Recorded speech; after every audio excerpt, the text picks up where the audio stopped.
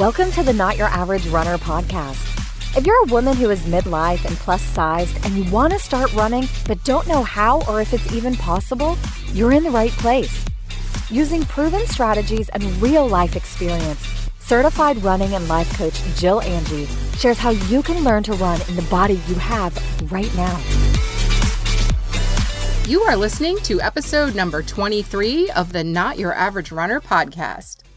I'm your host, Jill Angie, and today's topic is all about what it means to be a rebel runner. But first, in Ask the Curvy Coach this week, I'm going to be sharing some funny listener running stories and featuring a rebel rock star runner that wrote a great iTunes review. And then make sure you stay tuned to the very end because my latest obsession this week is super fun and I made something just for you. So whether you're a brand new runner, an experienced pro, or maybe even just contemplating it because all of your crazy friends are doing it, you are in the right place. Today on Ask the Curvy Coach, I'm actually featuring a few listeners, Christy, Jess, and Karen. Now, first up is Christy, and she called the Not Your Average Runner hotline to leave a funny story about something that happened when she was running track in high school. And I'm just going to let you listen and laugh along with her. Hi, my name is Christy, and my funny running story was I was on the high school cross country team, definitely not a great runner at all. But one day we were having a meet at a ski hill.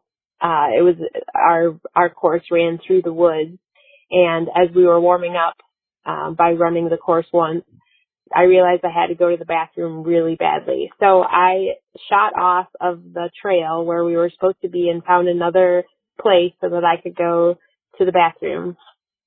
And I had just dropped trowel and started to pee, and a man and his dog not on a leash, came out of nowhere and startled me, which wasn't great because I peed on myself a little bit, and he was very nice and embarrassed, and so was I. But then I had to run in my pee pants for the cross country meet, and because I had kind of gotten thrown off, I didn't realize that the last probably quarter mile was up this insane hill. So I had not prepared for that at all. I had run the course and in my pee pants, and then the last quarter mile, I just couldn't make it. I had to walk, which was humiliating. I was one of the last people, which was humiliating. I smelled like pee. And then the person who was standing there at the top of the hill was the man and his dog. He was one of the course directors or high school coaches. Definitely one of the most cringeworthy things that has ever happened to me. And I was 16 years old and just couldn't handle it. It was incredibly embarrassing. Thanks. Bye. We've all been there in one way or another, Christy. I kind of feel like you're not a real runner until you've actually had a story that involved having to pee or poop at an embarrassing time. Now, next up is rockstar rebel runner Jess from the Not Your Average Runner Facebook group, who left an iTunes review on the podcast to share a little bit of her story. Jess wrote, "Although I'm no longer plus size, I was until a year ago, and I still deal with a lot of insecurities from losing 140 pounds and having loose skin. But I love running. It makes me feel powerful, and I love that Jill is out there being a role model for people who want to run but don't fit that mold." Jess, I love what you wrote, and I love that you point out that weight loss doesn't necessarily solve all of our insecurities, right? Because we're still left with loose skin. But through running and just generally working on your mindset, that doesn't have to be any kind of an impediment because, as you know, I love to say, none of those things are flaws, right? They're just characteristics that we have. So I'm glad that running makes you feel powerful, and I'm so glad to have you in the community. And finally, we have Karen, who left not just one, but two stories on the hotline. Now, just a little bit of backstory. I've known Karen since 2015 when she saw an ad on Facebook that said I could teach anyone to run. And she basically said, hell no. And she hired me to prove me wrong. Well, now it's 2018 and I've lost count of the number of half marathons she's done. And she actually ran the Chicago Marathon last fall. So she's definitely an example of what is possible if you work hard. And she's always out there running and having adventures. She did share a couple of them on the hotline that I'm going to play now.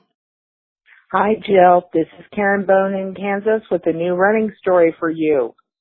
It's funny. Tonight I was out running with Dupree, my doggie, and we were out actually going for a walk. I was wearing sandals because it was going to rain and it was just going to be a short walk.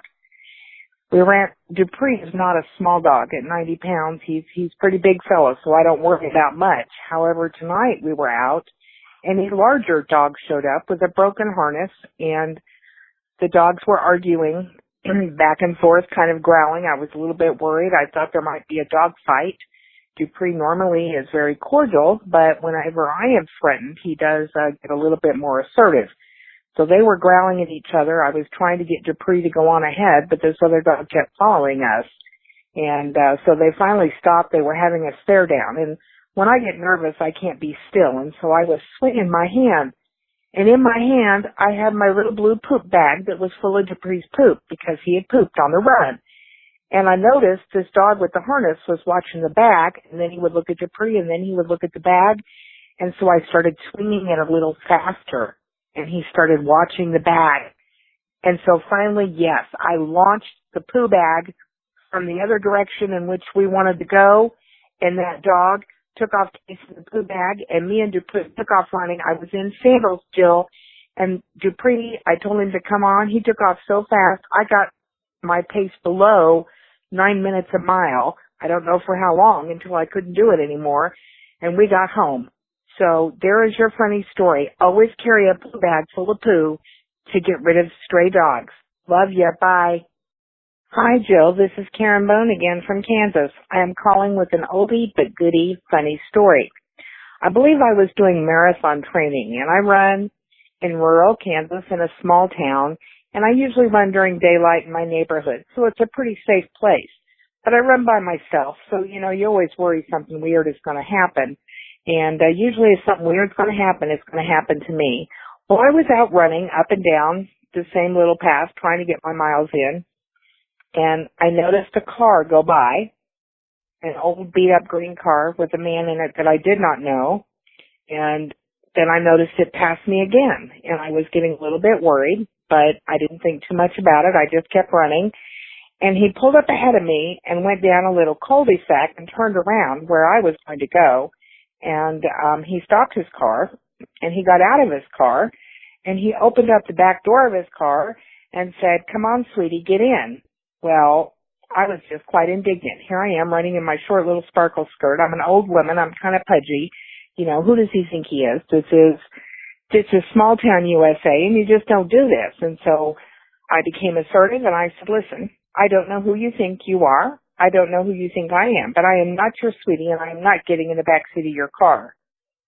The man looked at me for a minute, and he said, "Ma'am, my dog's name is Sweetie, and he's been following you for the last several miles, and I can't get her to come home." I was quite embarrassed, but Sweetie loaded up in the car. The addendum to the story is Sweetie still runs with me quite a bit, but I haven't seen her owner again. I think we're both glad. Bye. Do you want to be featured on the podcast? All you have to do is leave a review on iTunes or leave a message on the hotline or email me at podcast@notyouraverage-runner.com. And all of that information is in the show notes. What I'd love for you to do is tell me about how running has changed your life, share a funny story, or tell me how the podcast has impacted you. If I feature you on the show, I promise I'll send you a Not Your Average Runner card magnet. All right, so on to our main topic for the day. Now, you've heard me drop the term rebel runner a lot over the past couple of months, and partly because it's just super fun to say, but there's also a lot of meaning behind it. Recently, I've been spending a lot of time studying successful plus-size runners and analyzing what they all have in common. Everyone is unique, of course, and there are lots of ways to be successful, but after a lot of review, I realized that there are 3 main areas in which these women really excel. So I took all that data and I created a formula, which I call the Rebel Runner Formula, and I believe if you master these areas, you're pretty much guaranteed to be a badass. And the cool thing is, Very little of it has to do with having perfect running form or the perfect shoes or any stuff like that. And absolutely none of it has to do with the speed or distance that you run, or whether you do run-walk intervals or if you run straight through. None of that makes you a rebel runner. I think this formula is so rock solid that I'm going to start teaching it to everybody I know. And I'm actually going to start right here, right now on today's podcast. So, what exactly is it that makes somebody a rebel runner? First, I think we should go over my definition of what a rebel runner actually is. And obviously, this is a woman who's a runner. That's the starting point. And she's also a rebel. She's also a rebel. I'm cracking myself up here. I haven't had enough coffee today. Anyway, why is she a rebel? Because she defies what the fitness industry wants her to think. That she's not a real runner unless she looks a certain way or runs a certain pace or weighs under a certain amount. And if you have been listening to my last 22 podcasts, you know I think that that's total bullshit. And a rebel runner rebels against that paradigm too. She is not willing to accept what other people tell her she should do. She just goes out, she runs in public in tight running clothes because they're actually more comfortable and they help her run better. And because she's proud of her body and she doesn't believe she needs to hide it from anyone. Her inner mean girl might have things to say about it, but she knows it's all lies and she doesn't allow any of those voices to slow her down. She sets challenging goals for herself and she is not afraid to fail along the way because she knows that failure is actually the path to success. A rebel runner runs however the fuck she wants, at whatever speed and whatever distance makes her happy. Now, that might be 20 seconds of running and 3 minutes of walking for 20 minutes. Or it might be running 15 miles without stopping. Whatever she does, it's all good. She is not concerned with what other people are doing because she's so focused on becoming the best runner that she can be. And that means running in a way that feels good to her and her alone. Now, she definitely practices her skills. She takes really good care of her body. And more importantly, she doesn't give up on herself when things get hard. A rebel runner also shares her running with others. And this might be in person, like with a running group or a running buddy, but it also means that she tells other people about what she's doing and she lets them know it's possible for them too. She's literally an example of what is possible to everyone around her. She inspires and she cheerleads and she tells the truth about her experience. In short, a rebel runner is a badass who loves her body unconditionally and believes that she can do pretty much anything she sets her mind to. Now, I personally think that sounds really amazing. And when I think of the women that I studied to come up with this framework, they all sort of meet that description. And I bet you know quite a few people like that. And you look up to them and you think, damn, I wish I had her confidence, or I wish I was as strong as her. Well, the good news is you can be, okay? The Rebel Runner formula covers everything that you need to be that badass that you want to be. Now, there's way too much in it to cover in just one podcast. So what I'm going to do today is just go over the 3 main steps that I think are necessary to get yourself to Rebel Runner status. And those are consistency, confidence, and community. Now, each of these things is pretty important to becoming a Rebel Runner. And first of all, consistency is where you become a technically proficient runner, okay? So this is all about the skills of running, learning to stick to a training plan, fueling your body for peak performance, okay? Consistency is super important because without it, you won't improve, right? It's the sort of like the base layer of, it's like the underwear of running, right? It's like the thing you have to put on before you put your clothes on. Now, unless you're a commando runner, in which case none of that applies. I'm really cracking myself up today.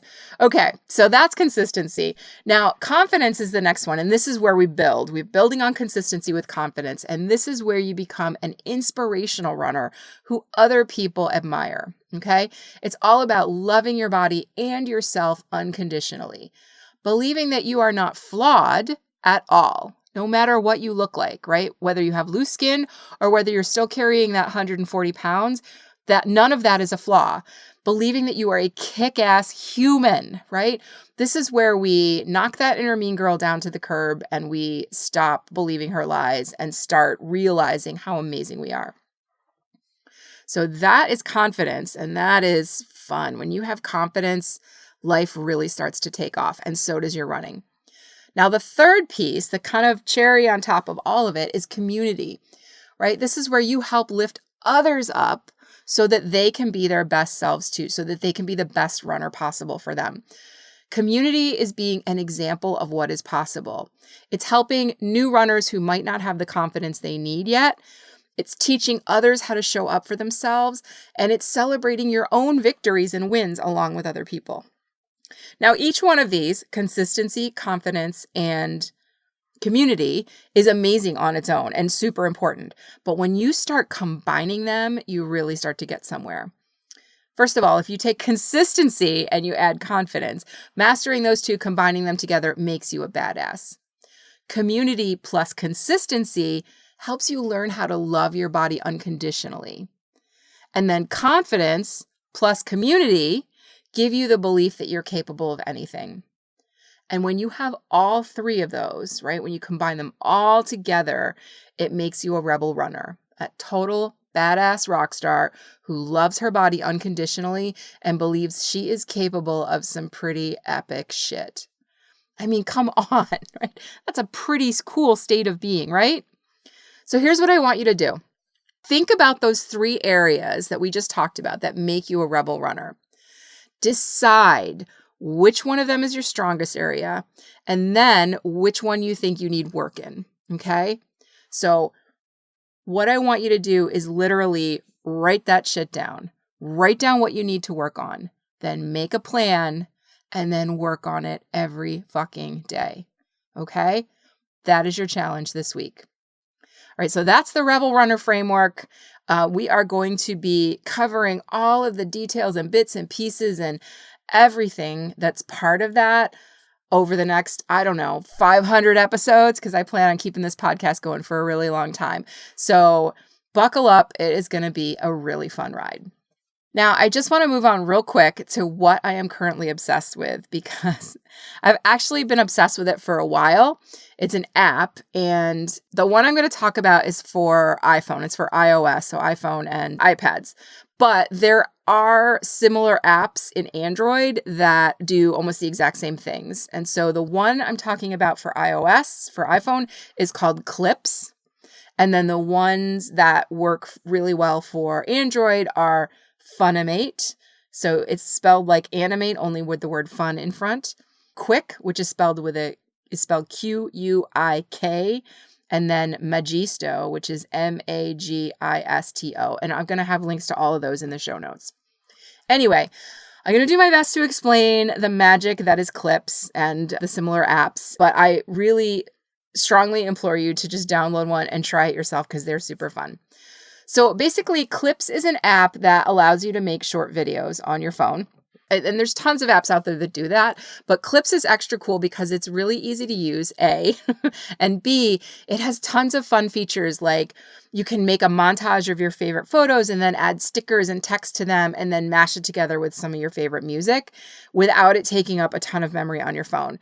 It's actually kind of like making an Instagram story, but it's easier, and then it downloads to your phone as one whole file instead of showing up in these little 3-second clips that have this little, space in between them. So what I've been using it for is making pictures, is like grabbing a bunch of pictures with quotes that I love and then stringing them together while a great song plays in the background. And honestly, one of my favorite songs right now is Good as Hell by Lizzo. I just cannot stop listening to that song. And so that's been the background for a lot of my little Clips videos. But here's why I love it so much, because I can make little videos with different themes, and then I can play them whenever I feel like an extra shot. I need an extra shot of motivation.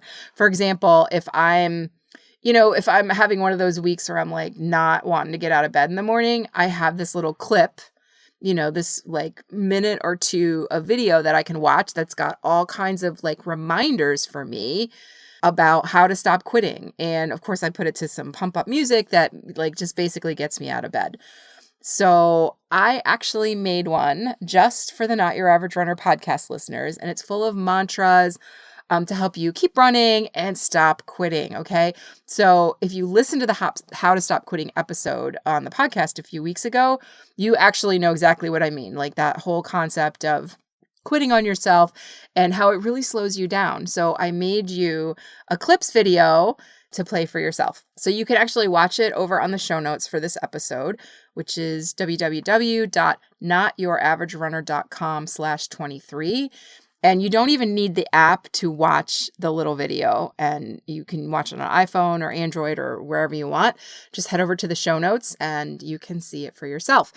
And here's the other thing that I want to ask you. If you decide to make one for yourself, if you fall in love with it the way I have, I want to see your clips. I want to see your clips movie or your Funimate movie or your Magisto movie.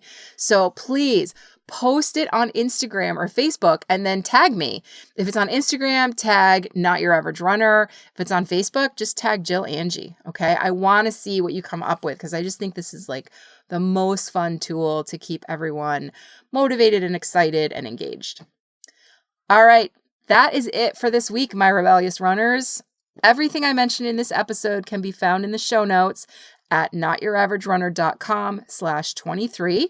And if you've been listening for the past 23 episodes and you finally decided that you are ready to get started with running, if today is that day that all my talking about it has just tipped you over the edge, I want you to head over to notyouraverage.runner.com/start to grab your free jumpstart plan. Okay. And here's what's super fun. Grab that plan, join the Facebook group, and then hop in and start running and like tell everybody in the Facebook group. Most of them have already gone through the 6-week plan, or maybe they're like you and they're just starting right now. And so you'll have lots of buddies over there that are doing the same thing, and or people that may be a few weeks ahead of you, and you can ask them how they're doing. So grab your free jumpstart plan. I'll send you the plan through email, and you'll get a link to join the Facebook group through email, and it's going to be amazing. It's such a party over there. I can't even tell you how much fun it is. So that is it for today, my rebellious runners. I will see you next week on the podcast. Bye. Thanks for listening to this episode of the Not Your Average Runner podcast. If you liked what you heard and want more, head over to www.notyouraverage.runner.com to download your free 1-week jumpstart plan and get started running today.